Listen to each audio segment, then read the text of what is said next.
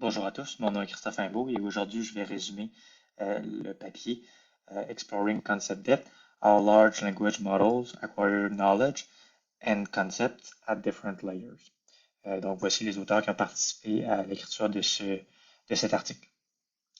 La question de recherche, là, c'est les couches plus profondes des LLM peuvent-elles capturer des caractéristiques significatives de connaissances simples, tandis que les concepts complexes nécessitent des couches plus profondes pour capturer leurs caractéristiques significatives.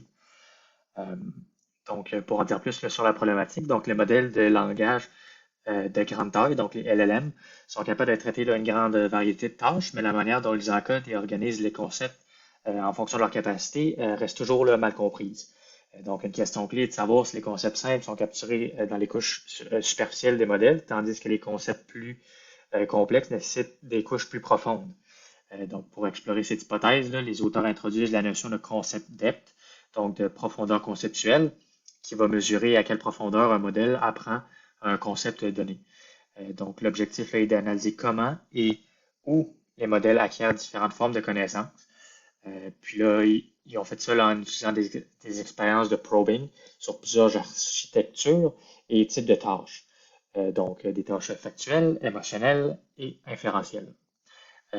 Ensuite, là, comprendre là, cette organisation interne pourrait donc aider à mieux interpréter les performances des LLM, à optimiser leur utilisation et à améliorer là, la robustesse face aux perturbations comme le bruit et ou la quantisation des poids.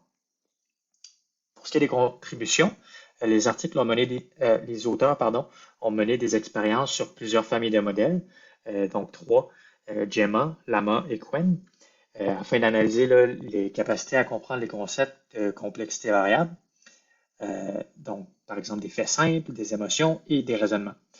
Donc les trois principales contributions, ce serait la définition et la validation de la profondeur conceptuelle. Donc les auteurs là, montrent que les concepts simples sont appris dans les couches superficielles, tandis que les concepts complexes nécessitent des couches plus profondes. Ensuite, il y a eu de l'expérimentation sur divers modèles et tâches.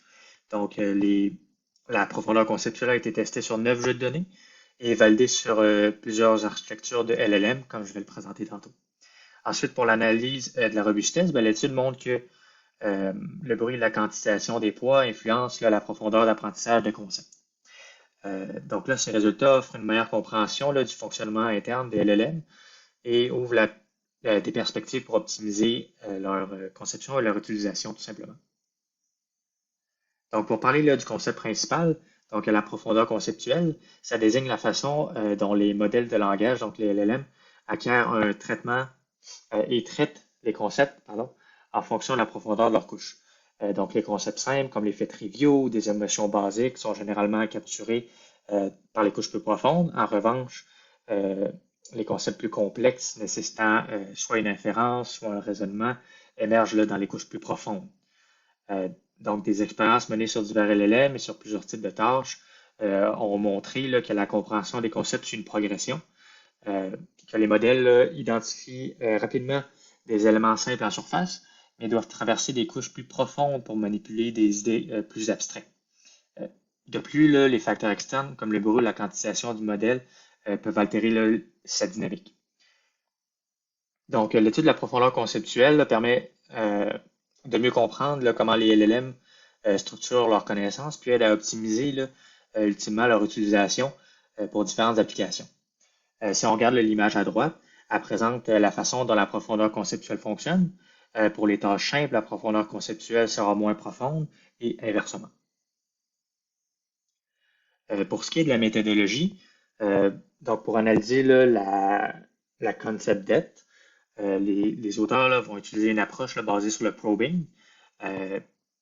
Donc, il y a des représentations cachées des modèles de langage, puis il entraîne là, des classificateurs linéaires sur la sortie de chaque couche, de chaque modèle en fait, pour mesurer là, leur capacité à distinguer différents types de concepts.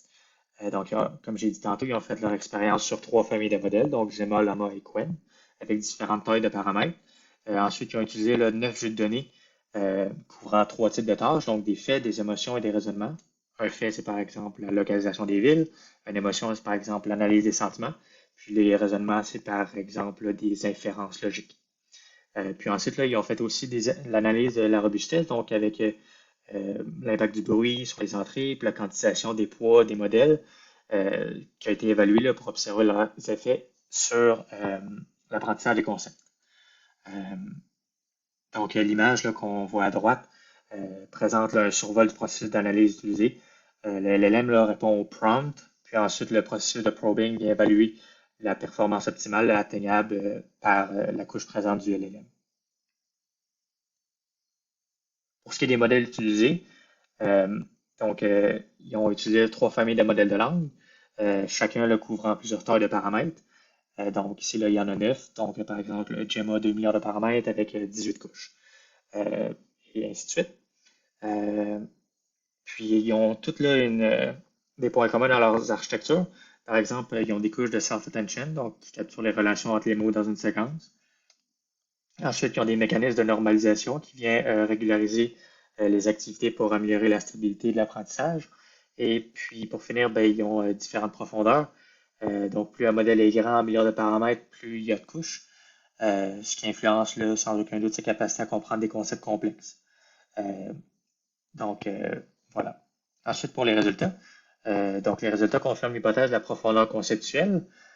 Donc, les concepts simples, les faits triviaux, les émotions sont capturés dans les couches superficielles des modèles, tandis que les concepts plus complexes, donc les raisonnements, les inférences, nécessitent des couches plus profondes pour être bien compris. Donc, 4 principales observations. Là. Donc, la première, ce serait les modèles de langue atteignent des performances plus élevées sur des tâches simples dès les premières couches. Ensuite, là, les concepts nécessitant du raisonnement émergent, du raisonnement émergent plus progressivement dans les couches plus profondes. Ensuite, pour ce qui est du bruit et de la quantitisation, ça ralentit l'apprentissage des concepts et déplace leurs acquisitions vers des couches plus profondes. Donc, le modèle a plus de misère à comprendre les concepts en surface. Puis ensuite, là, les modèles plus grands avec plus de paramètres atteignent une meilleure compréhension, puis ils capturent là, aussi plus rapidement que les modèles plus petits. Donc là, je vais présenter là, les résultats. Donc, cette figure-là démontre comment la précision des probes varie en fonction de la profondeur des couches pour chaque famille et puis pour chaque ensemble de données.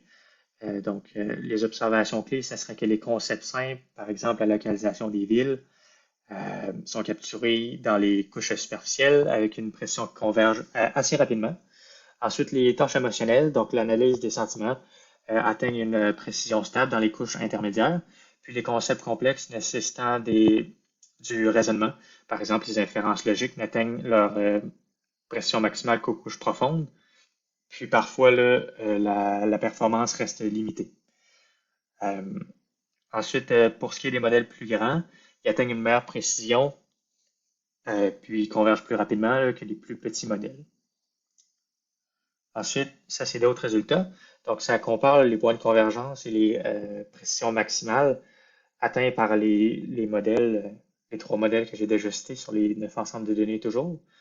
Puis les observations clés, ça serait que les modèles plus grands atteignent une meilleure précision plus tôt dans leur couche que les plus petits. Puis les concepts simples tels que les faits triviaux convergent dans les couches peu profondes, tandis que les concepts complexes qui nécessitent un raisonnement nécessitent des couches plus profondes. Ensuite, là, certains modèles, même avec le même nombre de paramètres, ont des convergences à des profondeurs différentes. Ça vient suggérer là, que l'architecture influence l'apprentissage des concepts. Ensuite, pour terminer, là, les tâches de raisonnement montrent une plus grande variabilité dans leurs points de convergence, donc confirmant leur complexité. Donc, pour conclure, là, cette étude très intéressante vient introduire et valider le concept là, de concept depth, qui vient en fait là, démontrer que les modèles de langage apprennent les concepts à des profondeurs différentes selon leur complexité. Donc, les faits simples sont capturés dès les premières couches, tandis que les tâches nécessitant un raisonnement profond émergent dans les couches finales. Ça a quelques implications. Donc, on a une meilleure compréhension du fonctionnement interne des LLM. Souvent, là, les LLM sont décrits comme une boîte noire. Ben, maintenant, on peut là, mieux comprendre où est-ce que où est-ce que le LLM pense, euh, donc dans quelle couche. Puis ensuite, on peut aussi là, faire une meilleure optimisation des architectures là, en ajustant la profondeur en fonction du type de tâche. Alors, merci beaucoup de m'avoir écouté.